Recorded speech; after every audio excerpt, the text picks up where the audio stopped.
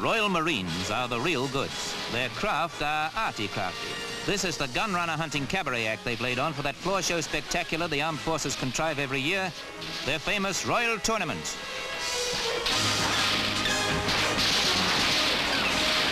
Blockade and Raid, they call this display, devised for the Earl's Court Arena, but today they present their performance to launch Pathe pictorial souvenir record of the Royal Tournament in the open air.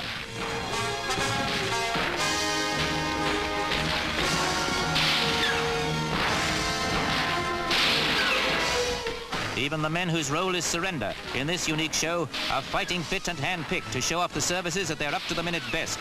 It's a top honor to be posted for the months of rehearsal that precede each annual edition of this crowd-pulling event.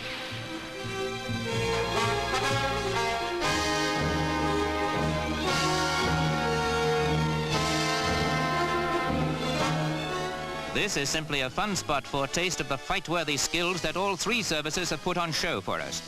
You can't put battleships into action in the landlubbery arena for which this show is planned, though you can reenact the drama that could take place on an airfield if an intruder should show up. At the Debden, Essex depot of the Royal Air Force Police, we see the classic start of their spanking new act.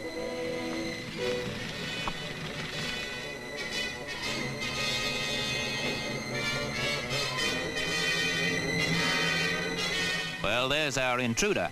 And as you must have guessed from past experience, this must be their act based on fact that stars the famous Alsatian police dogs. No Royal Tournament would be the success it is without them. But this is a police dog with a difference. We've seen guard dogs do their stuff against men muffled up to twice their size with protective clothing. But watch this dogged discipline.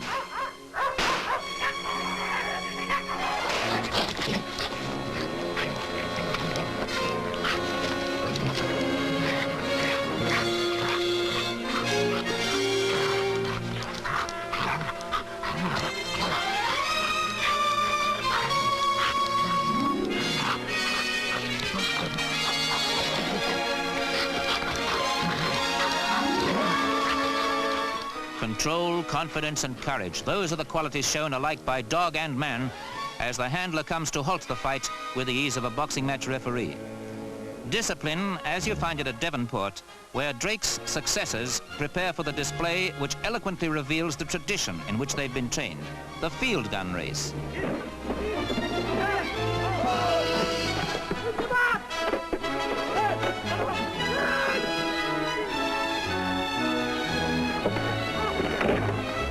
Each 12-pound gun weighs a ton, so every man-jack picked for this contest has a 100-weight of equipment to dismantle and manhandle over the 200 yards of the course and across the 28-foot chasm they've set up.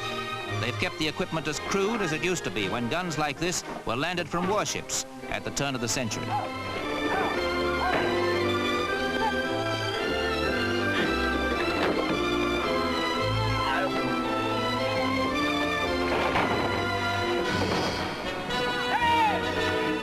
All crews are volunteers, and training's intensive to give them the coordination and stamina they need to beat the obstacles and bring their gun into action.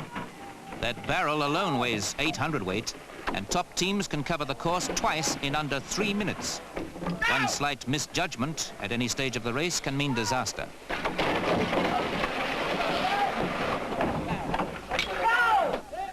And it's right off on the next leg.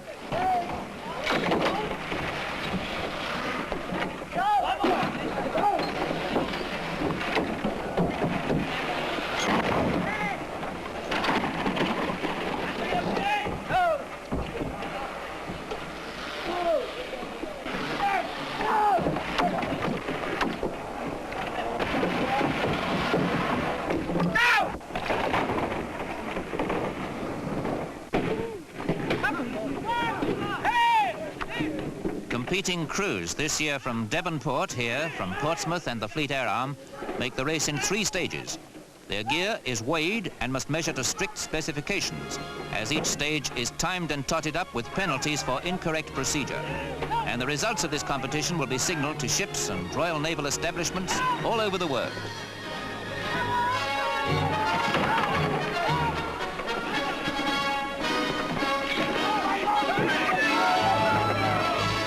It takes tough athletes to make the field gun race look as easy as it does, and to make gymnastics look graceful and effortless. as the Army's top PT instructors do.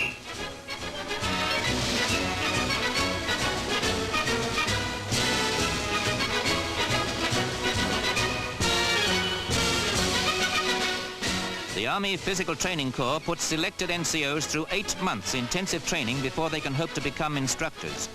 Many of Britain's front-rank sportsmen made the grade in this elite corps. Billy Wright, Dennis Compton, Wally Barnes, and the most celebrated of our gymnasts, Nick Stewart, to name a famous few.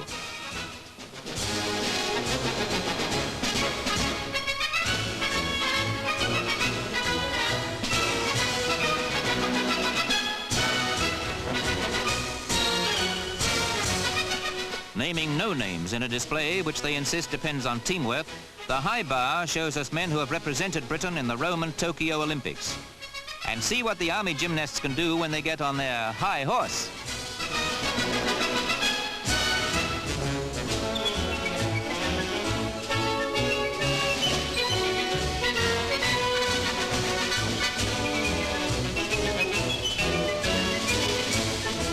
There's the tumbling champion of Great Britain among these precision vaulters, and the man picked to represent England when the World Tumbling Championships were held at the Albert Hall.